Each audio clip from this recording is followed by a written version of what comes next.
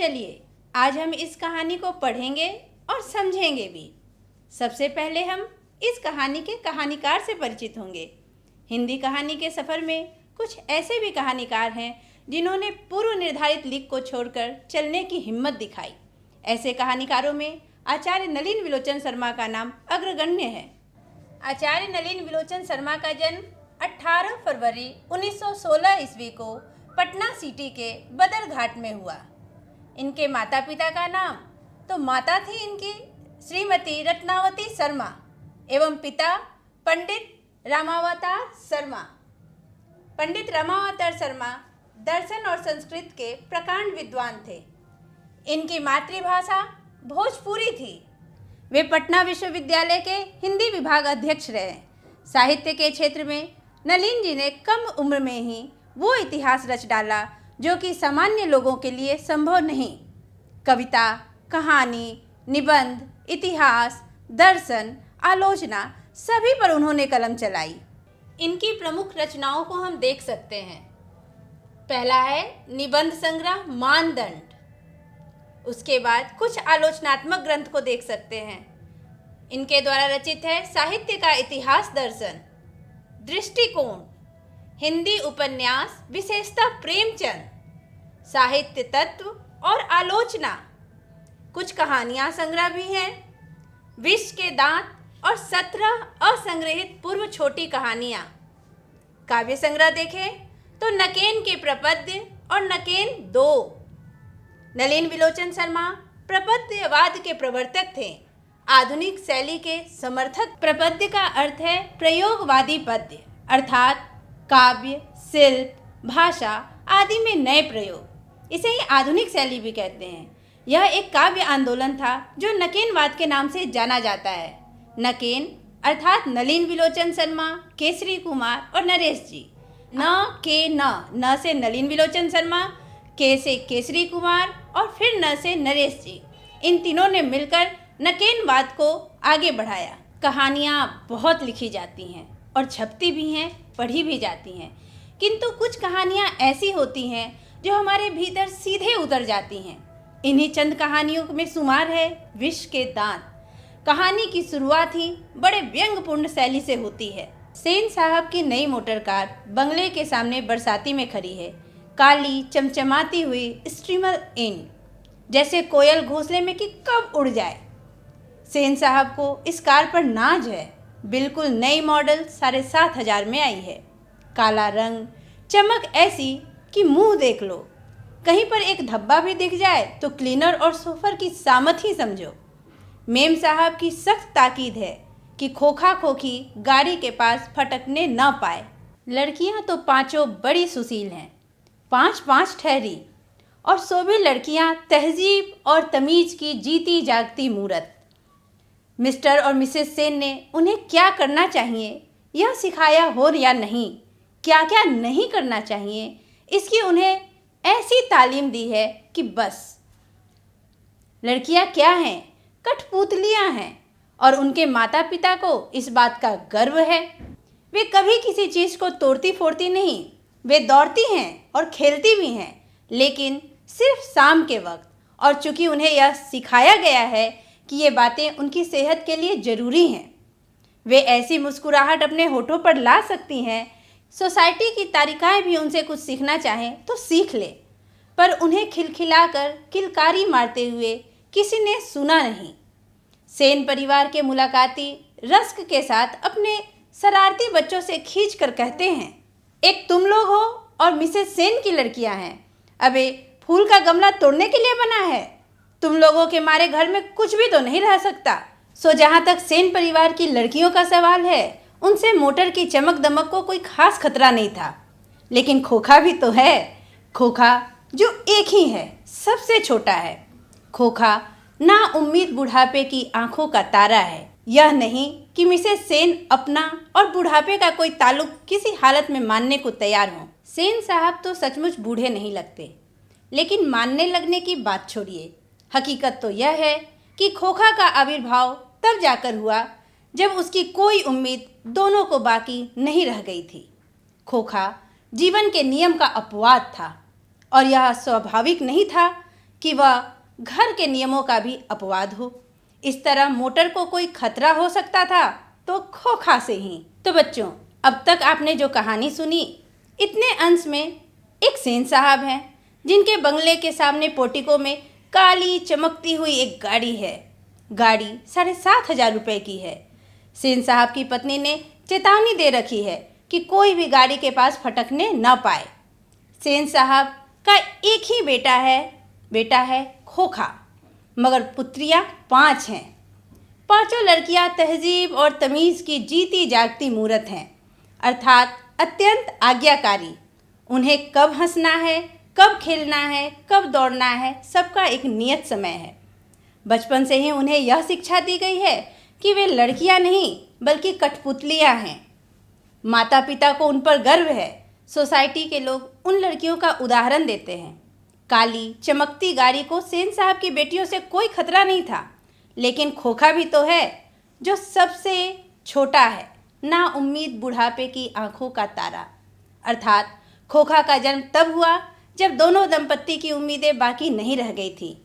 खोखा के लिए न ही जीवन जीने के तरीके और नियम बनाए गए थे और न ही घर में किसी प्रकार के नियम का पालन करना उसके लिए आवश्यक था।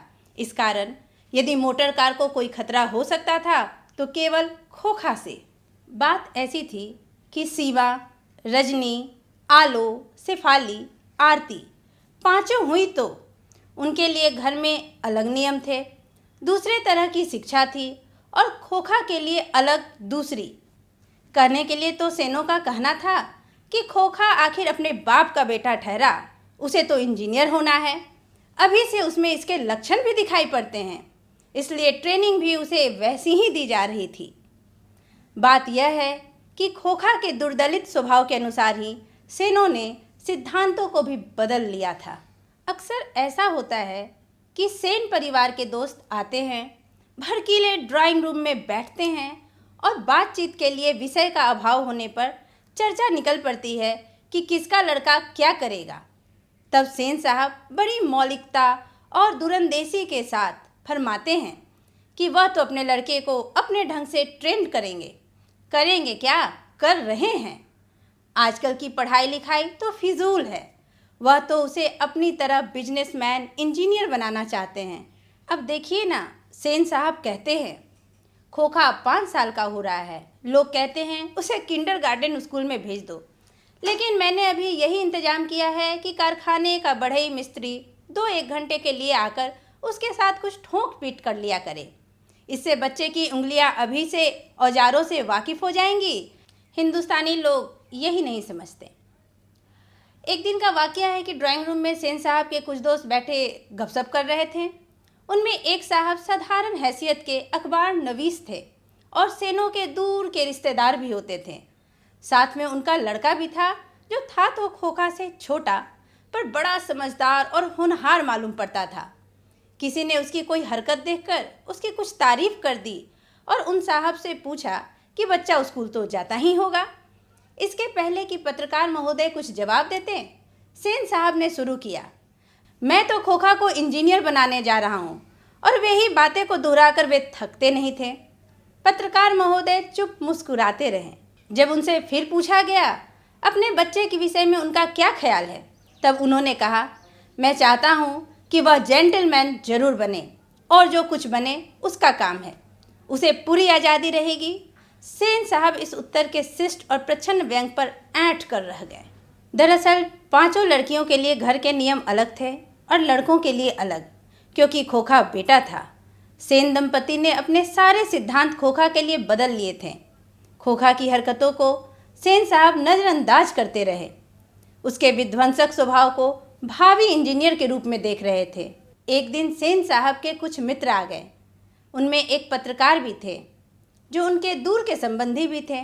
साथ में उनका लड़का भी था जो समझदार और होनहार था। पत्रकार महोदय खोखा से भली भांति परिचित थे। बात निकल पड़ी कि अपने अपने बच्चों को क्या बनाएंगे।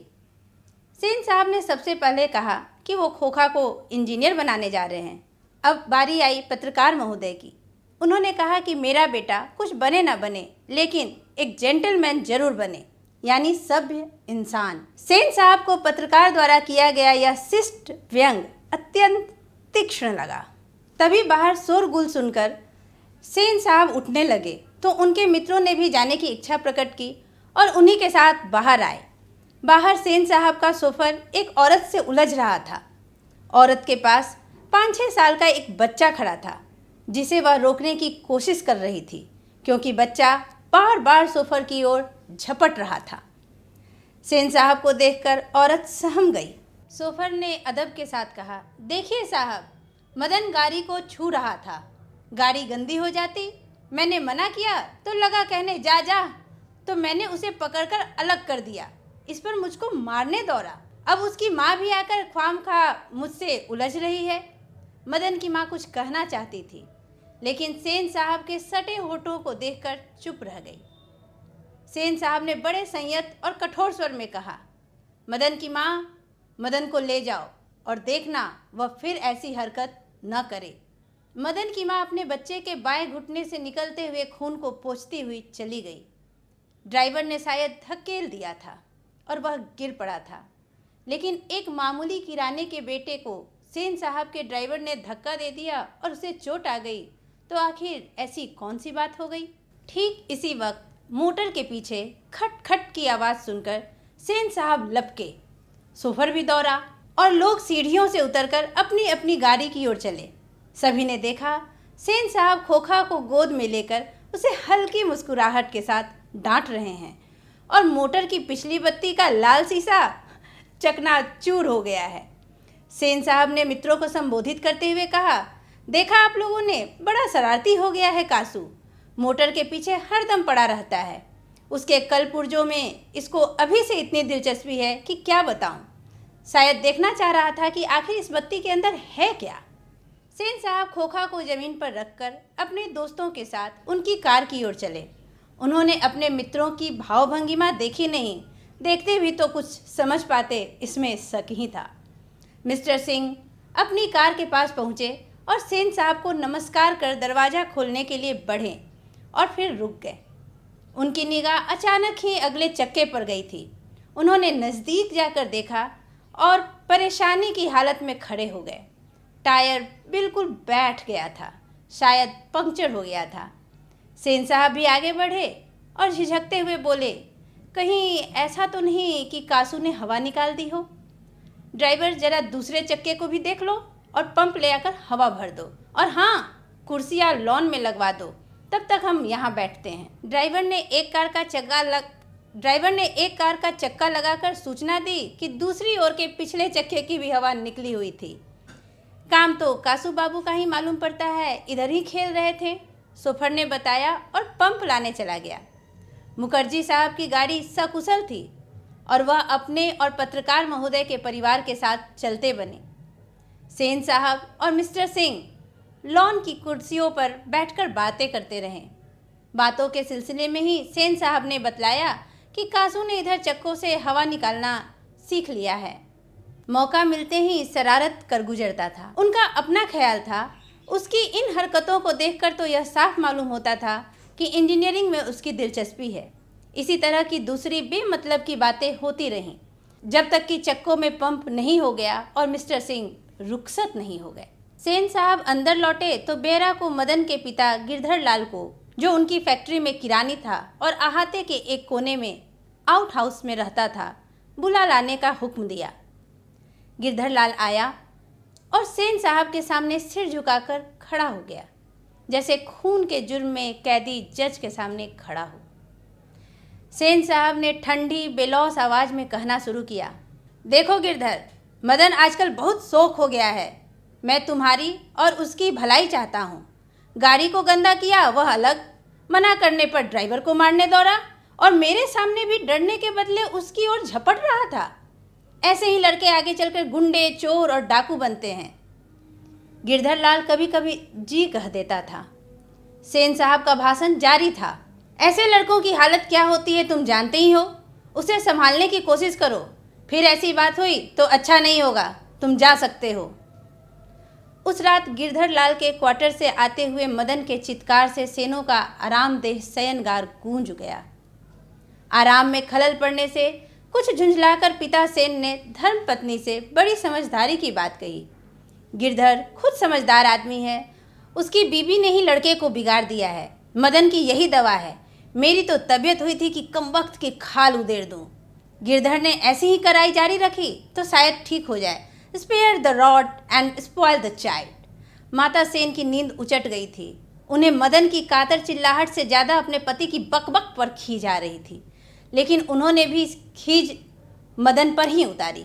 कमबख्त कैसा कौवे की तरह चिल्ला रहा है, भिख मंगा कहीं का, खोखा की बराबरी करता फिरता है। समाज में सेन साहब जैसे लोगों की भी एक बड़ी जमात है जो अपनी सुना सके।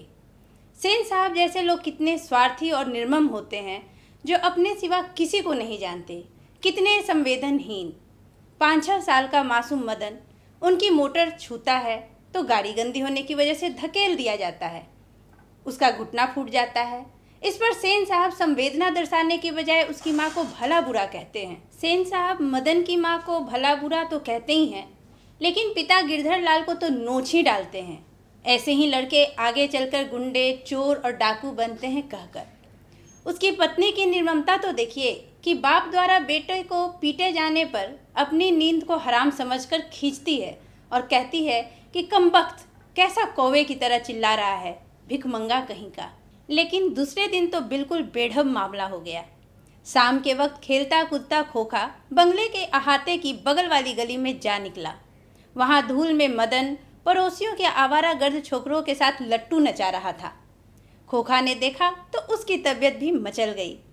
हंस कौवों की जमात में शामिल होने के लिए ललक गया, लेकिन आदत से लाचार उसने बड़े रौब के साथ मदन से कहा, हमको लट्टू दो, हम भी खेलेगा। दूसरे लड़कों को कोई खास उज्र नहीं थी। वे खोखा को अपनी जमात में ले लेने के फायदों को नज़रअंदाज नहीं कर सकते थे, पर उनके अपमानित प्रताड़ित लीडर मदन को यह बात कब मंजूर हो सकती थी। उसने छूटते ही जवाब दिया, अबे भाग जा यहाँ से, बड़ा आया है लट्टू खेलने वाला, है भी लट्टू तेरे, जा अपने बाबा की मोटर पर बैठ। कासू तैश में आ गया। वह इसी उम्र में नौकरों पर, अपनी बहनों पर हाथ चला देता था, और क्या मजाल कि उसे कोई कुछ कह दे। उसने आओ देखा ना ताओ मदन को एक घूंसा रसीद कर दिया। चोर, गुंडा, डाकू होने वाला मदन भी कब मानने वाला था। वह झट से कासू पर टूट पड़ा। दूसरे लड़के जरा हटकर इस द्वंद्व युद्ध का मजा लेने लगे, लेकिन यह लड़ाई हड्डी और मांस की, बंगले के पिल्ले और गली के कुत्ते की लड़ाई थी। अहाते में यह लड़ाई हुई होती तो कासू शेर हो जाता। वहाँ से तो 1 मिनट बाद ही वह रोता हुआ जान लेकर भाग निकला। महल और झोपड़ी वालों की लड़ाई में अक्सर महल वाले ही जीतते हैं, पर उसी हालत में जब दूसरे झोपड़ी वाले उनकी मदद अपने ही खिलाफ करते हैं। लेकिन बच्चों को इतनी अक्ल कहाँ। उन्होंने न तो अपने दुर्दमनीय लीडर की मदद की और न अपने माता पिता के मालिक के लाडले की ही। हाँ, लड़ाई खत्म हो जाने पर तुरंत ही सहमते हुए तितर बितर हो गए। द्वंद्व युद्ध में खोखा के सामने के 2 दांत टूट जाते हैं, और यहाँ महल वाले की कोई झोपड़ी वाला मदद नहीं करता है। फलस्वरूप गरीबों, शोषितों, मजदूरों के बल पर खड़ा महल भड़भड़ा कर गिर पड़ता है। लेकिन यहाँ पर बड़ा ही तीक्ष्ण व्यंग करता है लेखक यह कि लड़ाई हड्डी और मांस की, बंगले के पिल्ले और गली के कुत्ते की लड़ाई थी। अहाते में यही लड़ाई होती तो कासू शेर हो जाता। लेखक कहना चाहते हैं कि सामाजिक फूट के कारण ही गरीबों पर अमीरों का वर्चस्व कायम है। यदि गरीब संगठित हो जाएं, तो अमीरों द्वारा किया जाने वाला सारा शोषण, बदमिजाजी एवं सामंतवादिता स्वतः ही बंद हो जाएगी। इनके शोषण, दोहन का महल गरीबों, शोषितों की चुप्पी और मजबूरी की दीवारों पर ही खड़ा रहता है। इधर मदन घर नहीं लौटा, लेकिन जाता ही कहाँ। 8-9 बजे तक इधर उधर मारा मारा फिरता रहा। फिर भूख लगी तो गली के दरवाजे से आहिस्ता आहिस्ता घर में घुसा। उसके लिए मार खाना मामूली बात थी। डर था तो यही कि आज की मार और दिनों से बुरी होगी, लेकिन उपाय ही क्या था। वह पहले रसोई घर में घुसा, माँ नहीं थी। बगल के सोने वाले कमरे से बातचीत की आवाज़ आ रही थी। उसने इत्मीनान के साथ भर पेट खाना खाया। फिर दरवाजे के पास जाकर अंदर की बातचीत को सुनने की कोशिश करने लगा। उसे बड़ा ताजुब हुआ। उसके बाबू गरज तरज नहीं रहे थे। उसकी अम्मा ने कोई बात पूछी जिसे वह ठीक से नहीं सुन सका, तो उसके बाबू ने झल्ला कर कहा, अरे भाई बतलाया तो, साहब ने सिर्फ यही कहा, आज से तुम्हारी कोई ज़रूरत नहीं, कल से मकान छोड़ देना और अपनी तनख्वाह ऑफिस से ले लेना। मदन के काम की कोई बात नहीं हो रही थी। उसकी सजा की तजवीज़ होती रहती तो सुनने की कोशिश करता। वह दबे पांव बरामदे में रखी चारपाई की तरफ सोने के लिए चला तो अंधेरे में उसका पैर लोटे से लग गया। लोटे की ठन ठन की आवाज़ सुनकर गिरधर बाहर निकल आया। मदन की अम्मा भी उसके साथ थी। मदन चौंक कर घूमा और मार खाने की तैयारी में छाती को अपने हाथों से बांधकर खड़ा हो गया। मदन अक्सर अपने पिता के हाथों से पिटता था, बहुत पिटने पर रोता भी था, मगर बहादुरी के साथ। गिरधर निस्सहाय निष्ठुरता के साथ मदन की ओर बढ़ा। मदन ने अपने दांत भींच लिए। गिरधर मदन के बिल्कुल पास आ गया कि अचानक वह ठिठक गया। उसके चेहरे से नाराजगी का बादल हट गया। उसने लपक कर मदन को हाथों से उठा लिया। मदन हक्का बक्का अपने पिता को देख रहा था। उसे याद नहीं उसके पिता ने कब उसे इस तरह प्यार किया था। अगर कभी किया था तो गिरधर उसी बेपरवाही, उल्लास और गर्व के साथ बोल उठा जो किसी के लिए भी नौकरी से निकाले जाने पर ही मुमकिन हो सकता है। शाबाश बेटा, एक तेरा बाप है और तूने तो बे खोखा के दो दो दांत तोड़ डाले। लेखक यहाँ कहना चाहते हैं कि कोई भी व्यक्ति स्वार्थवश या परवशता की स्थिति में ही अपमान सहन करता है। इसी मजबूरी के कारण गिरधर अपने निर्दोष पुत्र को पीटते थे। मदन द्वारा कासू का प्रतिकार और उसकी उद्दंडता और सोखी का जिस प्रकार से ईंट का जवाब पत्थर से दिया गया है, पूरी कहानी संरचना को एक मजबूत सूत्र में बांध देता है। मदन ड्राइवर की बातों का विरोध करता विष के दांत अर्थात कासू से द्वंद्व युद्ध कर उसके दो दो दांत तोड़कर सामाजिक भेदभाव को मिटा देता है और बहा देता है खून की जगह सामाजिक समानता और मानवाधिकार की गंगा। तो बच्चों, आशा है आप इस कहानी को अच्छी तरह समझ गए होंगे। कहानी शुरू करने से पहले मैंने कहानी किस आधार पर लिखी जाती है इसकी चर्चा की थी, याद है आपको? तो चलिए हम कहानी के तत्वों को जानेंगे। चलिए हम कहानी के तत्वों को विष के दांत कहानी के संदर्भ से समझते हैं। ये है कहानी के तत्व। कहानी के तत्व 6 होते हैं। पहला, कथा वस्तु या कथानक। दूसरा, कथोपकथन या संवाद। तीसरा, पात्र एवं चरित्र चित्रण। चौथा, देश काल एवं वातावरण। पांचवा, भाषा शैली। छठा, उद्देश्य। इन्हीं 6 तत्वों पर कहानी का निर्माण होता है। चलिए अब हम विष के दांत के संदर्भ में इन 6 तत्वों को देखते हैं। पहला जो है कथा वस्तु या कथानक, यानी कथा की विषय वस्तु। इस कहानी में कथा वस्तु जो है वो बाल अंतर्मन की कहानी के संदर्भ में लिया गया है। पहला है कथा वस्तु या कथानक। कथा वस्तु यानी कथा की विषय वस्तु की किस पर कहानी लिखी गई है। तो आप देख सकते हैं कि यह बाल अंतर्मन की कहानी, यानी बच्चों के मन में क्या आता है, क्या भाव उठते हैं किसी घटना से, उसके संदर्भ में कहानी लिखी गई है। कहानी के केंद्र में बच्चा। जब इस पूरी कहानी को आपने पढ़ा तो आपने महसूस किया होगा कि इस कहानी के केंद्र में बच्चे हैं।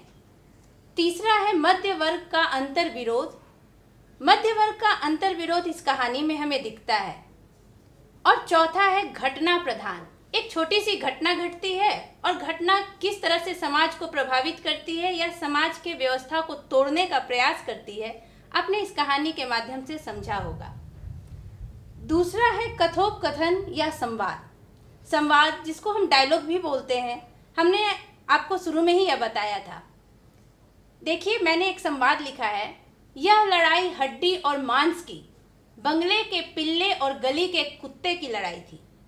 कुछ संवाद ऐसे होते हैं जिस पर पूरी कहानी खड़ी की जा सकती है, जिस पर कहानी एक आश्रित हो जाती है। उन संवादों से पूरी कहानी का मर्म को हम समझ सकते हैं। ऐसे ही संवाद होते हैं और मैंने इसीलिए इस संवाद को यहाँ रखा कि यह लड़ाई हड्डी और मांस की, बंगले के पिल्ले और गली के कुत्ते की लड़ाई थी, यानी शोषक और शोषित वर्ग की, उच्च वर्ग और निम्न वर्ग की। और उच्च वर्ग निम्न वर्ग ही नहीं, मध्यम वर्ग की जो यहाँ बात है, तो मध्यम वर्ग में भी एक वर्ग ऐसा है जो अपने आप को ऊंचा समझता है और मध्यम में ही एक वर्ग ऐसा है जो नीचे की ओर है। यह वहाँ की लड़ाई थी और इसी संदर्भ में यह संवाद दिया गया है। तीसरा है पात्र एवं चरित्र चित्रण। पात्र भी दो तरह के होते हैं। कुछ पात्र होते हैं प्रमुख और कुछ होते हैं गौण पात्र। कहानी का जो प्रमुख पात्र है वे है मदन, कासू, सेन साहब और गिरधर लाल। और गौण पात्र वे होते हैं जो कहानी को आगे बढ़ाने में मदद तो करते हैं मगर उनका अपना कोई विस्तृत दायरा नहीं होता, बहुत ज़्यादा कहानी उनके आसपास नहीं घूमती। उसमें है सेन साहब के मित्र, ड्राइवर और सेन साहब की 5 पुत्रियां। चौथा, देश काल एवं वातावरण। किसी भी कहानी को लिखने के समय का एक वातावरण होता है, उस कहानी की एक मांग होती है, उस समय की एक मांग होती है जिसको दर्शाया जाता है कहानी के माध्यम से, जिसे हम देश काल एवं वातावरण के रूप में जानते हैं। यह है सामंतवादी एवं पूंजीवादी समाज। समाज में जब सामंतवादियों एवं पूंजीवादियों का वर्चस्व था तब यह कहानी लिखी गई थी। शोषक एवं शोषित वर्ग की स्थिति। इस कहानी में समाज में शोषक और शोषित वर्ग की क्या स्थिति है इसे दर्शाया गया है। पांचवा है भाषा शैली। भाषा शैली यानी कि कहानी की भाषा कैसी है, कहानी लिखने की शैली क्या है। तो हम जब पूरी कहानी को पढ़ते हैं तो पता चलता है कि कहानी की भाषा शैली जो है वह चित्रात्मक है। जैसे जैसे कहानी को पढ़ा जाता है, कहानी अपने आप एक मूर्त रूप लेने लगती है, यानी हमारे ऊपर एक बिंब बनने लगता है, पूरा एक चित्र हमारी आंखों के सामने दिखने लगता है, उसे हम चित्रात्मक कहते हैं। दूसरा है प्रभावशाली। कहानी की भाषा शैली ऐसी है जो बहुत ही प्रभावशाली है। जैसे भाषा शैली संवाद में भी हमको दिख रही है और कई तरह की, जब मदन और कासू के बीच युद्ध होता है, जब गिरधर लाल और सेन साहब की बातचीत होती है, वहाँ जब आप उन भाषाओं पर ध्यान देंगे तब आपको पता चलेगा कि कहानी की भाषा शैली कितनी प्रभावशाली है। और चौथा और सबसे महत्वपूर्ण है ये तीसरा, व्यंग्यपूर्ण शैली। कहानी की शुरुआत ही बड़े ही व्यंग्यपूर्ण शैली से शुरू होती है। अब हम छठा और उद्देश्य की बात करते हैं। आखिरी जो कहानी का छठा तत्व है वह है उद्देश्य। कोई भी कहानी, कोई भी रचना बिना उद्देश्य के नहीं रची जाती। यह जो उद्देश्य है, इस कहानी के उद्देश्य को हम देखेंगे छठे तत्व के रूप में। तो यहाँ 3 चीज़ें आपको दिख रही होंगी। पहला, लिंग आधारित भेदभाव। पूरी कहानी में जब आप पढ़ते हैं तो आप देखते हैं कि सेन साहब की जो 5 पुत्रियां हैं और उनका जो एक प्यारा बेटा है काशू, भले ही वह बदमाश है या वह अनुशासनहीन है, लेकिन फिर भी घर में उसके और उसके लिए अलग अलग नियम बनाए गए हैं। यही है लिंग आधारित भेदभाव। पुत्रियों के लिए अलग और पुत्रों के लिए अलग नियम। यह उद्देश्य है कहानीकार का कि समाज में ऐसे भी लोग हैं जिन्हें हम जानें और समझें कि लिंग आधारित भेदभाव एक विकसित समाज के लिए कितना खतरनाक है। तीसरा है सामाजिक भेदभाव। यह तो बात रही लिंग आधारित भेदभाव की, और यह सामाजिक भेदभाव की, यह एक उससे भी बड़े व्यापक रूप का है। इसलिए क्योंकि यहाँ उच्च वर्ग और निम्न वर्ग में जो फासला है, जो अंतर है, वह इस कहानी में दिखाया जा रहा है। और इससे भी बड़ा उद्देश्य यह है, ये दोनों उद्देश्य तो आपको कहानी में दिख ही रहे हैं, लेकिन उद्देश्य, असली उद्देश्य जिसको कहते हैं, वह उद्देश्य है सामाजिक समानता एवं मानवाधिकार की ओर समाज को ले जाना। कहानी की समस्या भी 2 उद्देश्य के रूप में हमारे सामने है, मगर इस समस्या का समाधान भी एक उद्देश्य है, और वह है सामाजिक समानता। जब तक लिंग आधारित भेदभाव, सामाजिक भेदभाव दोनों खत्म नहीं होंगे तब तक सामाजिक समानता नहीं आएगी। और लिंग आधारित भेदभाव को खत्म करने के लिए ही मानवाधिकार बनाए गए हैं। प्रत्येक मानव के अपने अधिकार हैं। वहाँ कोई लिंग जाति जैसी समस्या नहीं है, कोई सामाजिक भेदभाव नहीं है। कहानीकार ने इसे ही दर्शाया है।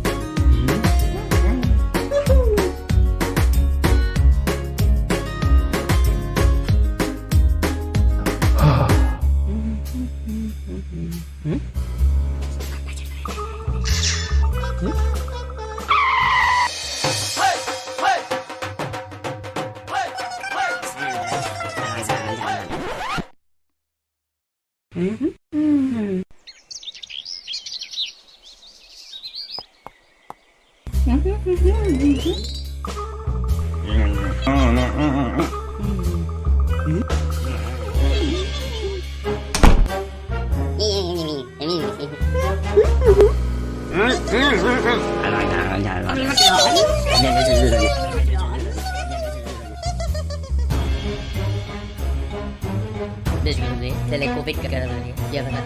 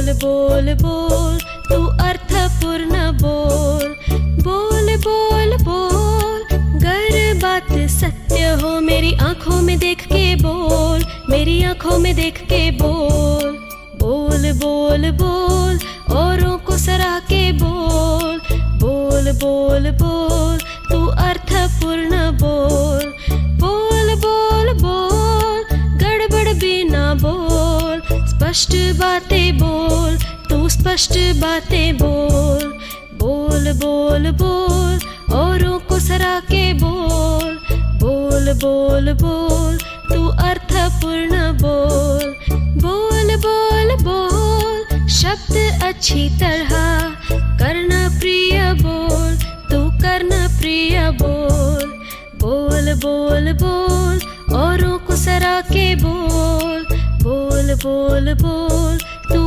अर्थपूर्ण बोल बोल बोल बोल भाववाही आवाज से शुद्ध स्वर में बोल तू शुद्ध स्वर में बोल बोल बोल बोल औरों को सराह के बोल बोल बोल बोल तू अर्थपूर्ण बोल बोल बोल बोल अगर कोई बात हो तो सोच समझ कर बोल तू सोच समझ कर बोल बोल बोल बोल औरों को सराह के बोल बोल बोल बोल तू अर्थपूर्ण बोल बोल बोल बोल औरों को सराह के बोल बोल बोल बोल तू अर्थपूर्ण बोल।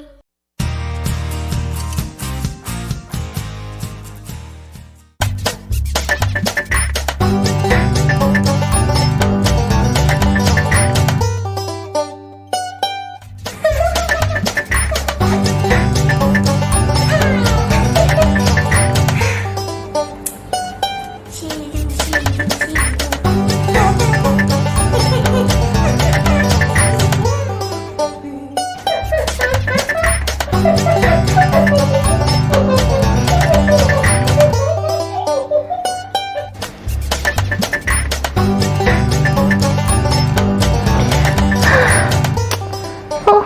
मैं तो खेल खेल के भी थक गई। अब्बा, ओ तारा। मैं बोर हो रही हूँ। ओ तारा बोर हो रही है। तो ठीक है तारा, चलो एक क्विज खेलते हैं। क्विज? हाँ, मैंने तुम्हें कोरोना वायरस के बारे में बताया था ना। देखो तुम्हें याद है कि नहीं? मुझे सब याद है अब्बा, आपने मुझे बताया तो है। ठीक है, तो हो जाए कोरोना क्विज। हो जाए। तो बताओ कोरोना क्या है? कोरोना? इजी। कोरोना एक तरह का विषाणु है, वायरस, जिसके कारण इंसान बीमार हो सकते हैं। उन्हें सांस लेने में मुश्किल हो सकती है और वो मर भी सकते हैं। ये बताओ कि कोरोना कैसे फैलता है? अगर किसी को कोरोना है तो उसके खांसते या छींकते वक्त उसके मुंह और नाक से जो बूंदें निकलती है ना, उससे ये रोग फैलता है। बिल्कुल सही तारा। और इस वायरस का नाम कोरोना क्यों है? आपने बताया था। हाँ, याद आ गया। कोरोना शब्द का मतलब है क्राउन यानी मुकुट। क्योंकि इस वायरस के कणों के इर्द गिर्द ऐसे उभरे हुए कांटे जैसे होते हैं, जिसकी वजह से ये मुकुट या क्राउन जैसा लगता है, इसलिए इसे कोरोना नाम दिया गया। और कितने दिनों में कोरोना इन्फेक्शन के लक्षण दिखाई देते हैं? तो उसे 14 दिनों में। करेक्ट, बिल्कुल सही। और इस बीमारी के लक्षण है क्या क्या तारा? अब्बा, ये वायरस किसी के अंदर जाए तो बुखार, खांसी, गले में खलाश और सांस लेने में दिक्कत हो सकती है। वाह, इसे तो सब कुछ याद है। बहुत अच्छे तारा, बहुत अच्छे। थैंक्स अब्बा। पर अब देखते हैं कि आप कोरोना क्विज में कितने नंबर लाते हैं। ओके, ठीक है, पूछो। तो बताइए कि कोरोना वायरस से सबसे ज्यादा खतरा किसको किसको है? जो ऐसी जगह की यात्रा करके आए हैं जहां ये वायरस फैला है, कोरोना से बीमार लोगों के संपर्क में आए लोग, 60 साल से ऊपर के बुजुर्ग लोग जो पहले से बीमार हैं। अच्छा अब्बा, इससे ठीक तो हो सकते हैं ना? देखो तारा, वैसे तो इसके 80% मामले घर में देखभाल से ही ठीक हो जाते हैं, पर यह बात याद रखना कि इसकी कोई दवा या वैक्सीन अभी तक नहीं बनी है, इसलिए इससे बच के रहना है, ठीक है? हाँ, मुझे पता है इससे कैसे बचेंगे। तारा, तुम्हें सब कुछ पता है, बोलो कैसे? हाथों को बार बार साबुन और साफ पानी से अच्छी तरह धोना।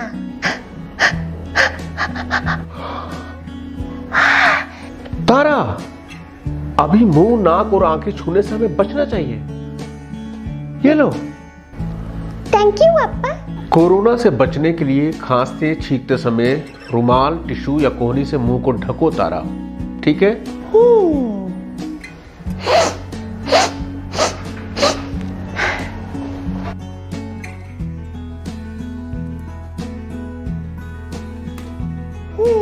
और हाँ अब्बा, खांसी, बुखार और सांस लेने में तकलीफ हो तो पहले स्वास्थ्य केंद्र की हेल्पलाइन पर संपर्क करना है और उनकी सलाह के अनुसार डॉक्टर को दिखाना है ना?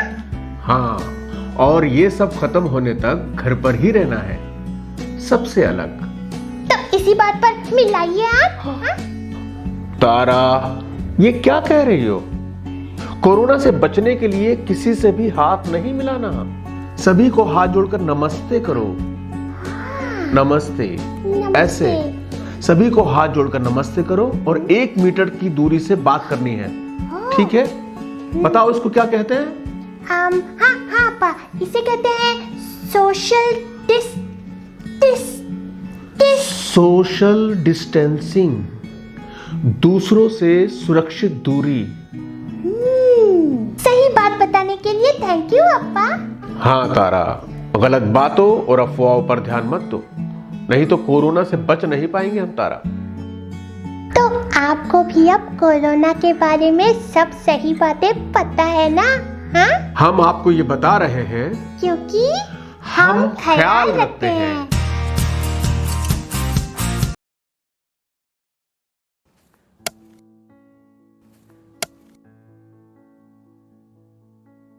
अरे भाई राजू, क्या? अरे सुने कि कल चाचा कुछ बता रहे थे, क्या बोल रहे थे? हाँ, चाचा कल बहुत बढ़िया बात बता रहे थे। कह रहे थे कि हम लोगों को अपने बच्चा लोग के पढ़ाई लिखाई पे ध्यान देना चाहिए। सिर्फ स्कूल भेजने से कुछ नहीं होता। बात तो ठीक है, लेकिन हम लोग ये करेंगे कैसे? हम लोगों को तो पढ़ना लिखना भी नहीं आता है। हम भी यही सोच रहे थे। अरे वो देखो, मास्टर साहब भी सही टाइम पे आ गए। चलो उन्हीं से पूछ लेते हैं। मास्टर साहब प्रणाम। प्रणाम प्रणाम। मास्टर साहब, आपसे एक बात का जानकारी लेना था। हाँ पूछिए। अब हम लोग तो ठहरे कम पढ़े लिखे आदमी, हाँ। लेकिन हम लोग का बच्चा लोग स्कूल में जाके क्या करता है, क्या सीखता है, क्या पढ़ता है, ये हम लोग कैसे जानेंगे? बहुत आसान है। अच्छा, कैसे? चलिए आप लोग स्कूल में, हम बताते हैं। जी जी चलिए। जी सर, चलिए। चलो चलो हाँ हाँ चलिए। हाँ हाँ, हम उठा लेते हैं। आइए, ये देखिए, ये है क्लास 3 का अधिगम प्रतिफल पोस्टर। इसका मतलब है यदि आपका बच्चा वर्ग 3 में पढ़ता है तो उसे इस पोस्टर में जो लिखी गई सारी चीजें उसे जानकारी होनी चाहिए। ये क्या है? पक्षी। और ये क्या है? पेड़। यानी कि तीसरी कक्षा समाप्त होते होते आपका बच्चा पशु, पक्षी, फूल, पत्ती आदि के बारे में सीख जाएगा। हर क्लास और हर विषय के लिए अधिगम प्रतिफल पोस्टर बनाए गए हैं। आइए कुछ दूसरे तरीके जानते हैं। जी सर। ये देखिए, ये है हमारे बच्चों की कॉपियाँ और ये है सही का निशान। इसका मतलब है कि इस प्रश्न का उत्तर आपके बच्चे ने बिल्कुल सही दिया है। जितना ज़्यादा होंगे ये निशान, उतना बढ़िया सीखा है आपका बच्चा। और ये क्या है?